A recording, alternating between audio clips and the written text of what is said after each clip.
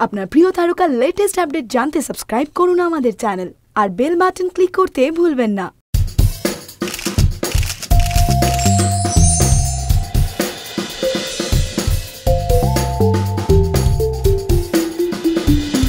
পরীর জন্য সৃজিতকে ছাড়লেন রীতা ভরি।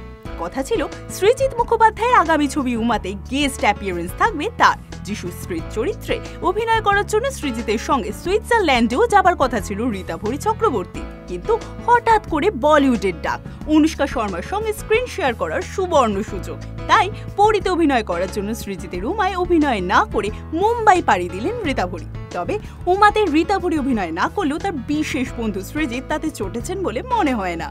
টলিউডের গসিপ, সৃজিতই এখন রীতা ভরির বয়ফ্রেন্ড। তিনি তো রীতা ভরির কাছ থেকে পাওয়া গিফটের ছবি দিব্যি আপলোড করছেন তার ফেসবুক অ্যাকাউন্টে। জানা গেছে উমায় যিশু স্ত্রীর চরিত্রটায় অভিনয় করছেন সায়ন্তিকা।